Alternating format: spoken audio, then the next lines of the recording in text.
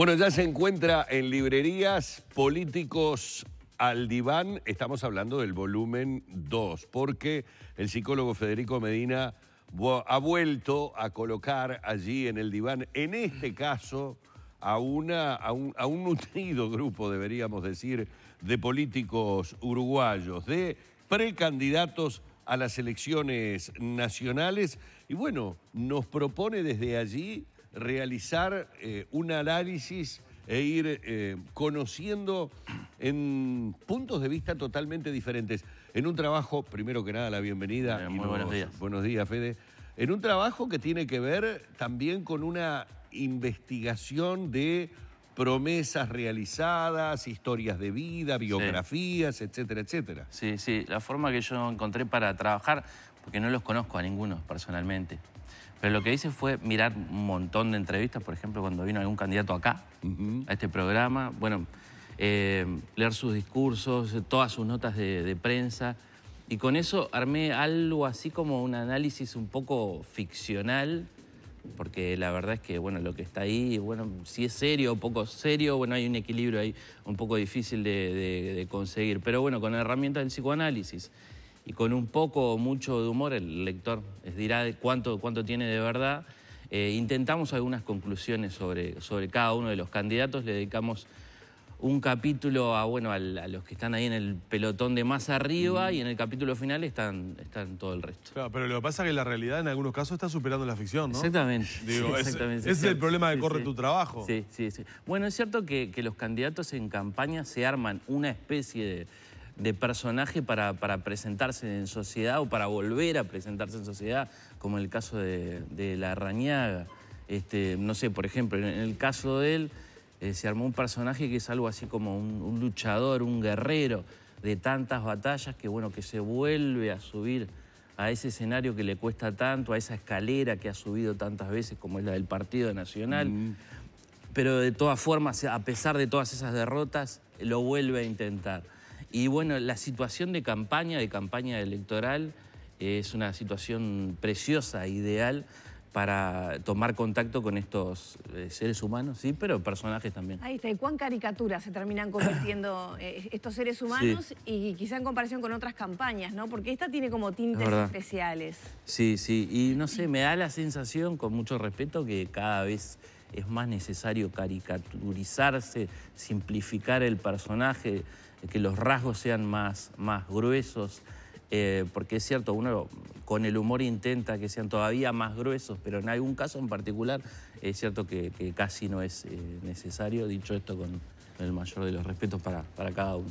En campaña política se supone sí, sí, que los políticos no pueden cometer errores.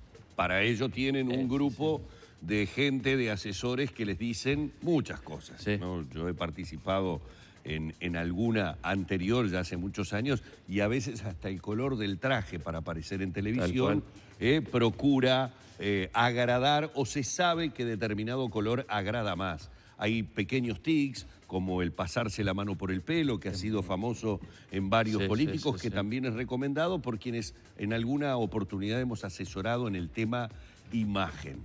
¿Cuántas de esas cosas, que no dejan de ser mentiritas, ¿no? Porque están armadas del candidato, el psicoanálisis o el psicólogo tiene herramientas como para sacar y decir, detrás de esto creo que la verdad está en realidad en esto otro? Bueno, nosotros nos reímos un poco de alguna de esas cositas. Por ejemplo, el candidato Luis Lacalle tiene esta cuestión de intentar peinar su jopo, que en su caso es bastante problemático porque, bueno, él tiene un problema con la calvicie, lo ha dicho públicamente, por eso es que nosotros... Claro, por supuesto. Entonces está intentando peinar algo que no tiene. Entonces hablamos de un jopo imaginado, un jopo virtual. Y es todo un tema también porque su padre, Luis Alberto Lacalle, también sigue peinando ese jopo, pero en su caso sí tiene pelo para peinarlo, entonces se produce una especie de rivalidad capilar que es muy interesante y les propongo... No quiero cortar este recorrido por cada candidato, que en realidad me encantaría, pero ahí me surge pensar, ¿qué pasa con los conflictos no resueltos, ¿no?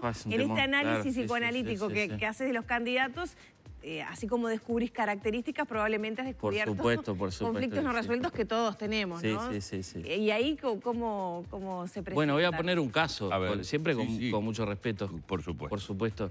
El caso de Daniel Martínez, que es un candidato, por cierto, muy natural, en fin, pero tiene un caso de trauma particular que podría venir desde su niñez. El condicional es muy importante para el psicoanálisis. Su madre le decía, y esto también es público porque él lo ha contado, que no se le ocurriera, por favor, convertirse en comunista porque iba a terminar en el infierno, ¿verdad? Bueno, él no se convirtió en comunista, pero se convirtió en socialista, y su madre le decía que eran más o menos la misma cosa. Pero que sabemos que de la URSS piensa lo que piensa, bueno, por lo menos. Eso de la madre. Bueno, ahí tenés para más. Ya estaba editado el libro cuando... Sí. Pero estabas en lo correcto, Estaba en lo correcto, se confirman todas las hipótesis. Bueno, y él conlleva ese trauma como puede, como todos podemos. Nosotros lo que decimos al comienzo, que locura, algo de locura, tenemos todos. Vos, Humberto, seguramente tendrás algún aspecto. ¿Cuál es el más loco de todos? Esa es la pregunta clave, pero me parece que esa es una pregunta que tiene que responder el lector. Yo te puedo decir quién es mi personaje preferido. A ver, el otro por todavía favor. no lo decidí. Pero Edgardo es mi personaje preferido. Novi. Por lejos, sí. Edgardo Novi, que es un personaje precioso. Bueno, su condición primaria, original de feriante, le ha otorgado ciertas características muy pintorescas. Porque, bueno, él también lo ha incluido en su discurso, esto de que le encantaba ordenar el puesto frutillita por frutillita, muy ordenadamente. Y bueno, ahí nosotros lo vemos desarrollamos... en el spot de ese niño, ¿no?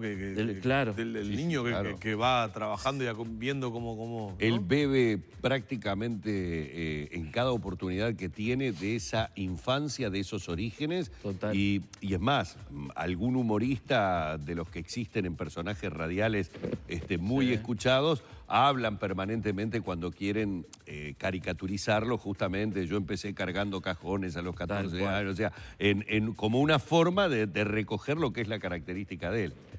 Vos decís que es tu preferido. Desarrollamos, es mi preferido por lejos. La Rañaga también me gusta mucho. Sí. Pero nosotros desarrollamos a partir de eso el análisis de una obsesión de Edgardo Novi, que tendría que ver, una obsesión muy común, que es la obsesión por el orden.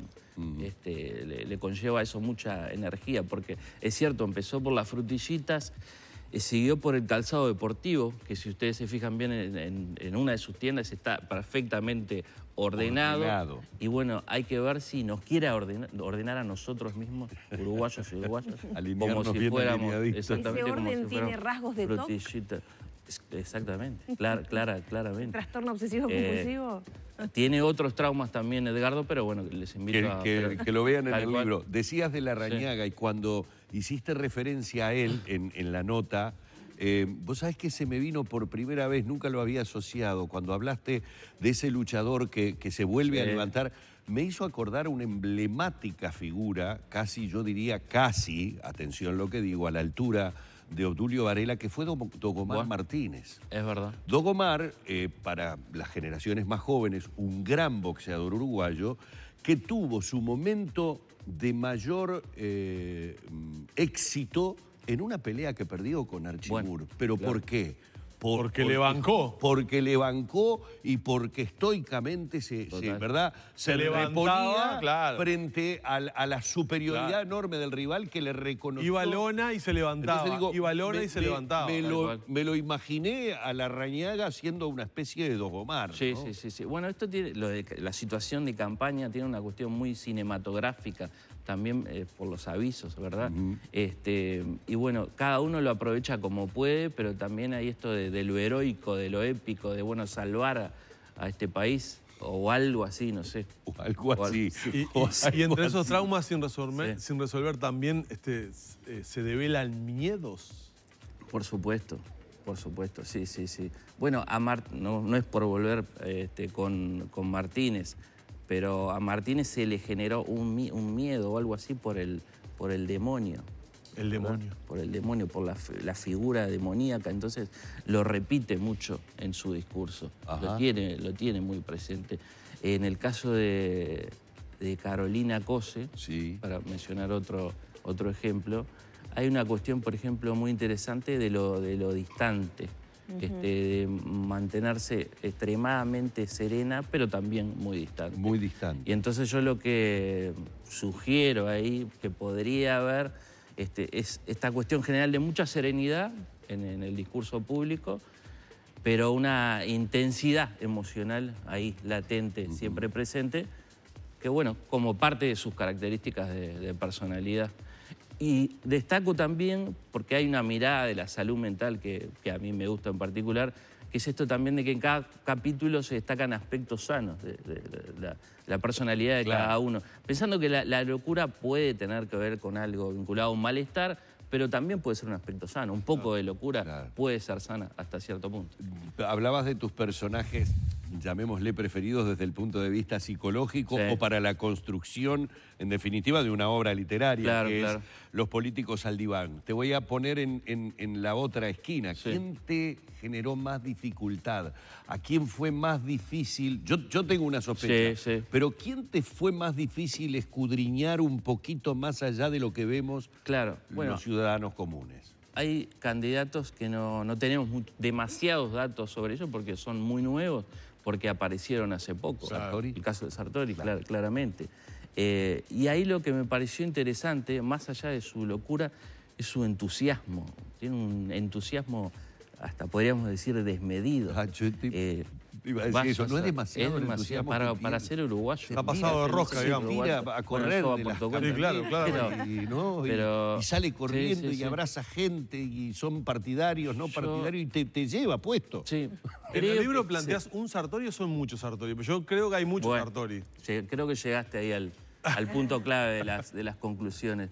Es más, me animo, no voy a decir cuál es, pero me animo a un parecido, a una similitud con un personaje muy querido por todos los uruguayos, no voy a decir quién es, pero un personaje, bueno, que ya ha fallecido.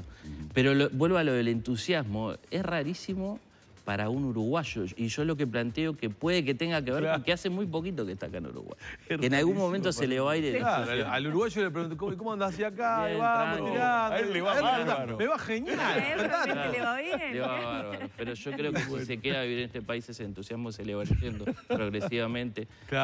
Y no le va a quedar muy... ¿Qué pasa con las múltiples personalidades de Sartori? Hablando de esta caricatura que estamos haciendo.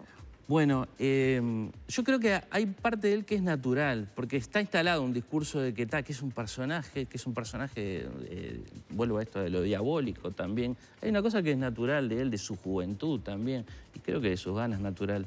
Pero también es cierto que sí, que hay un personaje de campaña que se ha construido, que es un poco discordante, sobre todo para lo que espera el uruguayo. Creo que es lo que nos está pasando con él, que no esperamos un candidato de ese tipo. Y es cierto que cuando un rasgo es demasiado grosero o saliente, nos llama la atención como, ¿qué está pasando acá? ¿Por qué tanto entusiasmo y no un poco de, no sé, preocupación, angustia? Y para equilibrar un poco la balanza, nada más, ya que no hemos tocado prácticamente al Partido Colorado, hemos tocado al Partido de la Gente, Frente Amplio y los blancos, tengo que llevarte a una figura expresidente, o sea, una figura que uno podría decir a priori por el profuso material, es fácil sacarle la ficha, pero estamos hablando de una trayectoria política tan dilatada y con tantos vaivenes que de repente no es tan fácil sacarle la ficha, Sanguinetti. Bueno, yo reconozco que también es uno de mis personajes preferidos, pero esto tiene un volumen 1, Los políticos al diván volumen 1, que incluía todo un capítulo de Julio María. Acá está mencionado también, en el capítulo final le dedicamos algunas palabras. Pero en el volumen 1 le dedicamos todo un capítulo a Sanguinetti, todo un capítulo a Mujica y a Luis Alberto Lacalle, que bueno, era una situación bastante diferente porque era una situación de vidas más o menos resueltas, en la política también resueltas. Después resultó que en el caso de Sanguinetti no, y acá lo tenemos. Pero sí es un personaje interesantísimo, por supuesto. Bueno, ni que hablar que si ha sido interesante conversar a grandes rasgos con Federico Medina de Los políticos al diván, imagino que más de uno querrá estar recorriendo ya este libro para sacar sus propias conclusiones, ¿verdad? Y para compartir en mucho desde el humor, pero también, como lo dijiste al comienzo, ¿no? Con la herramienta que da el psicoanálisis. simplemente para recordar, aquí hemos tenido en más de una oportunidad, y todos quedamos siempre fascinados de escucharlo, a Fernando Andach, que es un conocido semiólogo, y muchas veces conocemos o vemos rasgos de la personalidad de una figura política a través de lo que él nos dice, por sus gestos, por sus cosas. Esto, de alguna manera, también nos permite, por tu investigación, conocer otras historias de vida y otras cosas de los políticos. Sí, esto es algo que puede hacer cualquiera. Yo me animé y le agregué algunos chistes vinculados al carnaval. Un gran homenaje a Abel Duarte también, que es uno de mis comunicadores preferidos. Mirá. Un saludo si me están mirando. Claro, recordemos que Abel Duarte, conductor histórico de Musicalísimo, a quien se lo puede escuchar en Oriental y que ahora nuevamente está en la arena política. Claro. Federico, bueno, muchísimas gracias. Muchísimas gracias. Hemos estado dialogando con Federico Medina, autor de Los políticos al diván. Bueno, ni que hablar que la nota amerita que usted inmediatamente se ponga a recorrer las páginas de esta publicación.